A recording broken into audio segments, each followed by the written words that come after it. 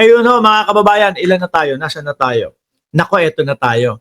Pumunta na tayo sa main topic natin. Biruin mo, 40 minutos na tayo nandito nagtatatala. Ngayon pa lang ho tayo pupunta doon sa main topic natin. Ano? Eto nga daw ho, mga kababayan. So kailangan may kapalit. May nag-resign.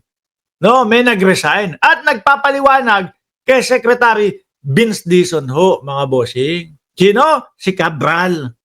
Na siguro iniisip niya, pag nag-resign ako, wala na to. Pag nag-resign to, hindi na ako imbestigahan ito. Hindi na ako mapapaimbita. Hindi ho. Mukhang tuloy-tuloy pa din ho. Sabi ni Mark Estacador, sana yung taga-Tacloban, paliwanag mo yung Tacloban Bypass Road, diretso sa Camellia, liko-liko.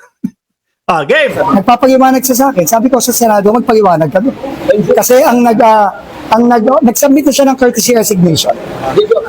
Hindi pa, kasi wala pa tayong kapalit. Oh, hindi pa. Hindi pa pala tinatanggap yung courtesy resignation kasi wala pang kapalit. Pero huwag niyong isipin na mag-resign ako para maiwas na sa akin, para hindi na ako matanong, para hindi ganito, ganyan. Naku, tatanungin at tatanungin pa din ho kayo, madam. No? Lalo na't kayo yung isa sa nakikita. So kailangan may kapalit. Nag-deny siya sa akin, sa harap ko. Nag-deny siya sa akin. Sabi ko, ipaliwanag mo yan. Dahil senador ang nag-akusa sa'yo, ipaliwanag mo yan sa Senado. Totoo naman, di ba?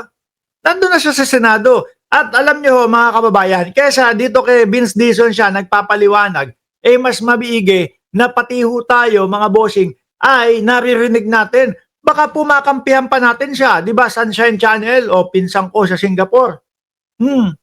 Di ba? Pag narinig ng kapwa natin Pilipino, mamamayang Pilipino, totoo ang sinasabi ni Cabral.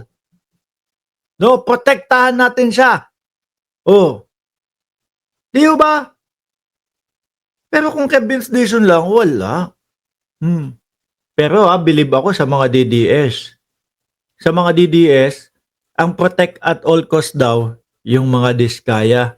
Mga bossing, sabi ng mga DDS, protect diskaya at all cost.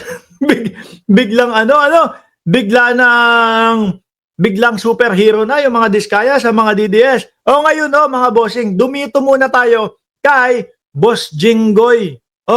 Boss! Gagalit si Boss Jinggoy, nadamay daw yung pangalan niya Ano yung aking report? Sinira niya ang aking reputasyon. Maganda na yung, well, with all due. Yan. Kasi naman mga bossing, si Bryce Hernandez, pinangalanan po si Boss Jinggoy with matching text message po. Pero hindi rekta na si Boss Jinggoy yung kausap daw ho, di umano. Ang kausap daw ho, mga kababayan, ay yung Beng Ramos. Hindi ko ho kamag-anak yun, mga boss. Yung Beng Ramos daw po na staff daw ni Jinggoy. Sabi ni Fortune Hall, Mark Ramos, how did you sell your soul for? Anong how? Baka why? O how? Ano? Mabentahan pa. Tanong nyo doon kay Villanueva. Yan. Total, mahilig si Villanueva doon sa mga amen. Mahilig si Villanueva sa ganyan. Diyan, no? Pakinggan nyo ngayon si Jinggoy. Sinira niya yung aking report. Sinira naman pala talaga yung reputasyon Narinig nyo? Maayos na yung reputasyon ni Jinggoy Estrada No? Nabura na sa isipan ng mamamayang Pilipino yung nangyari dati kay Jinggoy Estrada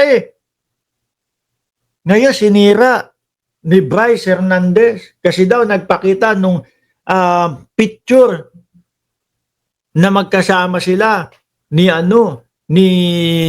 pangalan nun, si Alcantara. Birthday daw ni Jinggoy sa Soler. Grabe Kasi hindi naman daw sila magkakilala. Sabi, hindi daw sila magkakilala ni Alcantara, mga bossing. Sabi ko, wow.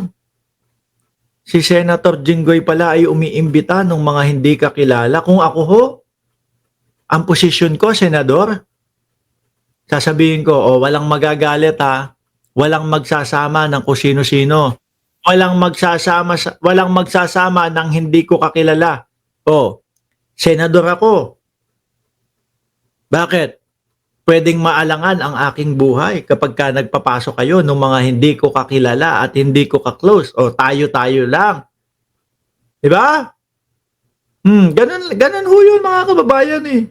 Pero si Alcantara, dumalo yata doon sa birthday ni Boss Jinggoy sa Soler daw. May picture eh. At kasama pa ho niyan mga kababayan kung bakit nasasabi ni Senator o ni Boss Jinggoy, no? Sinira ang kanyang reputasyon, may text message daw na pinakita yung usapan nung Beng Ramos at nung si ADE, Assistant District Engineer, about sa pera yata yun yung pinag-uusapan. Kaya nagagalit po si Boss Jinggoy. Dagdagan pa naman ni Marcoleta nung pang-aasar kay Boss Jinggoy, sasabihin doon sa Senado, JB Ejercito, the good ones. Boss Jinggoy, the bad ones. Tapos may tanong pa, di ba? Mga senador, may kakilala ka na ganito, ganyan. Hindi ho si Bryce Hernandez ang tinanong doon, mga boss. Hindi ho si Bryce Hernandez ang tinanong doon. Ang tinanong ho, mga bossing, ay yun pong si Diskaya. Wala po. Ligtas na nga daw si Jinggoy. Kaso, sabi ni Bryce, sabi po ni Boss Jinggoy o tinanong ni Marcoleta, sinabi ni Marcoleta, ligtas ka na, hindi daw ligtas. Kasama daw si Jinggoy. Tuloy mo nga, Jinggoy. Sinira niya yung aking reputasyon. Maganda na yung, well, with all due respect, hindi naman po sa Sige, napaisip. Sasabihin sana, maganda na yung reputasyon. Napahinto. Sandali. Baka batikusin ako ng mamamayang Pilipino. Baka sabihin Hoy, Jinggoy, naaalala namin yung dati. Kaya medyo napahinto. Napapreno ho si Boss Jinggoy doon, mga bossing. With all due respect, napailing na lang ho. Ngayon, mga kababayan, ito ang nakakatakot na part. No?